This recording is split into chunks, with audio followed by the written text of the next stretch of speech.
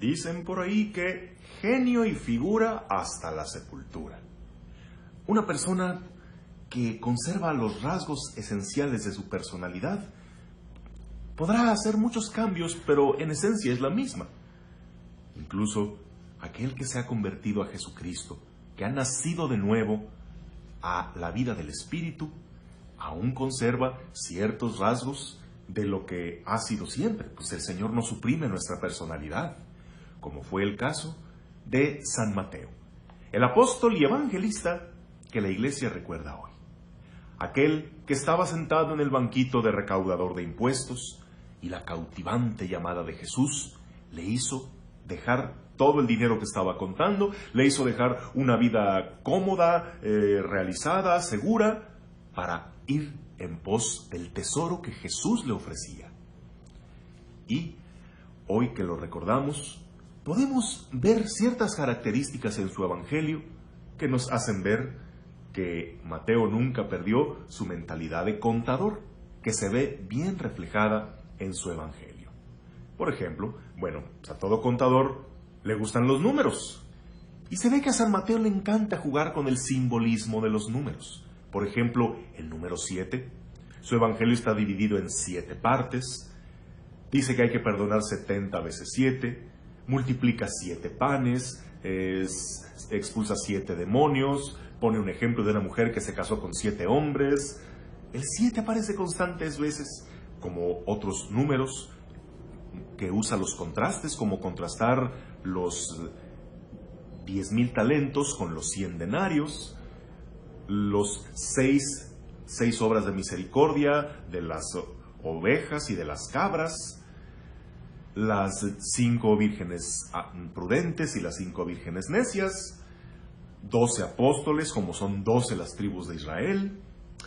Además, si él lo que manejaba era dinero, usa varios ejemplos tomados del dinero, de lo económico, para explicar el misterio del reino de los cielos.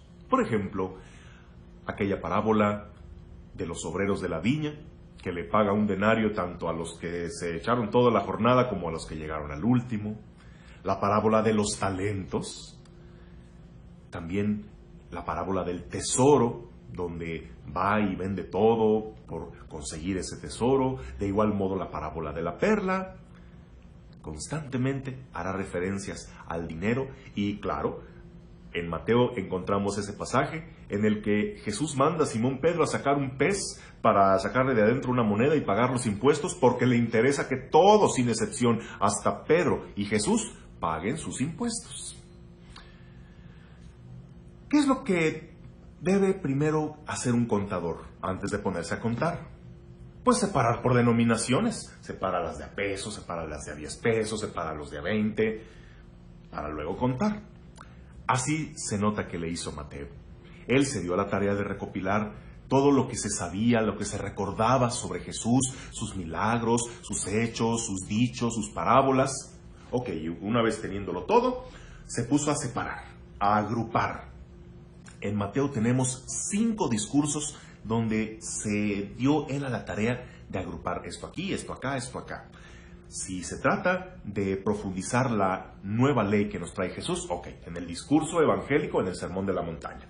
Si se tratan de las parábolas del misterio del reino, pues entonces en el discurso parabólico. Si son las instrucciones para la comunidad, pues en el discurso comunitario. Si es lo referente al envío misionero, pues en el discurso misionero. Y si es referente al fin de los tiempos, a la rendición final de cuentas, cosa con la que él estaba muy familiarizada, pues en el discurso escatológico.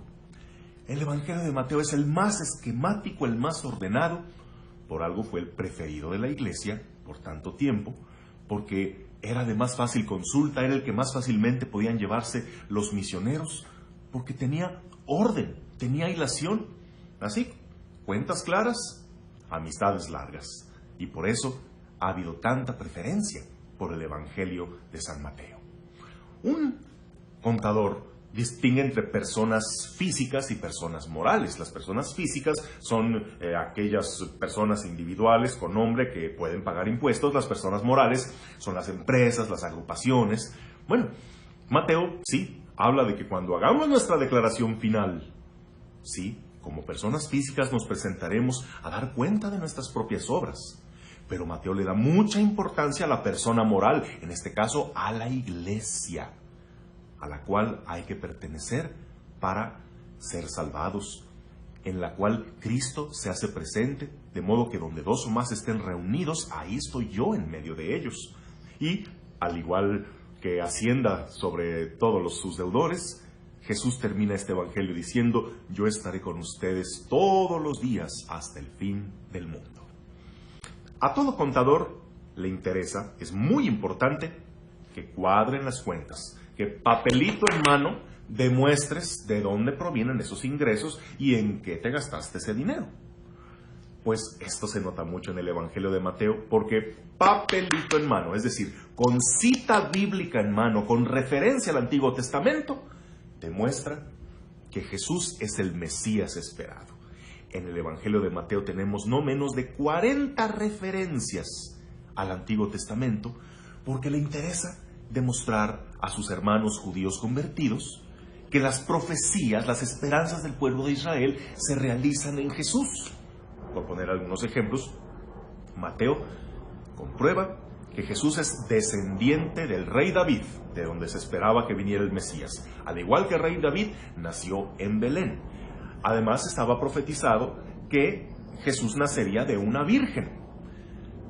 Y demuestra que Jesús es el nuevo Israel, el nuevo Moisés. Al igual que Moisés, fue perseguido por un faraón, en este caso llamado Herodes, que también ordenó una matanza de niños inocentes. Y él tuvo que estar huyendo como exiliado en Egipto. Tiempo después, regresó de Egipto, así como el pueblo de Israel, y cruzando el río Jordán, el Señor le manifestó que era su hijo predilecto. Al igual que el pueblo de Israel estuvo 40 años en el desierto, también Mateo nos menciona que Jesús estuvo 40 días en el desierto, donde también fue tentado, al igual que el pueblo de Israel. Además, en torno a Jesús giran las dos grandes figuras del Antiguo Testamento, Moisés y Elías, eso en la transfiguración. Además que con sus milagros se van realizando las profecías de los tiempos mesiánicos del Antiguo Testamento. Papelito en mano. Mateo te comprueba por qué Jesús es el Mesías que esperamos.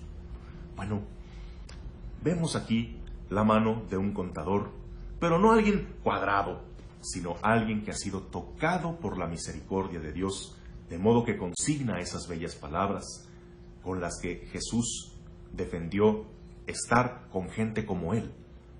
Yo no he venido por los sanos, sino por los enfermos. No he venido a llamar a los justos, sino a los pecadores, porque lo que yo quiero es misericordia y no sacrificios. A un contador siempre le debemos algo. Pues a Mateo le debemos las bienaventuranzas, el sermón de la montaña, el Padre Nuestro, las parábolas del reino y el juicio final. Bueno, tantas cosas que las conocemos gracias a que Mateo las consignó en su evangelio, que estamos en deuda con él. Y bueno, ¿y cómo le vamos a pagar esa deuda? Pues claro, leyendo su evangelio. Ese será el mejor tributo que le hagamos. Y claro que no es a la persona de San Mateo, sino a la persona de Jesús, a quien nos acercamos leyendo su evangelio. Por algo el evangelio de Mateo cambió tanto la historia, ha influido tanto en la humanidad, ha hecho que miles de vidas lo dejen todo por ir a seguir a Jesús. Ha sido la inspiración de tantos santos en la historia. Por algo será, ¿no? Por eso bien vale que nos detengamos a leer su evangelio y darnos cuenta del gran legado que nos dejó. Que tengas un bendecido día en el nombre del Padre, del Hijo y del Espíritu Santo. Amén.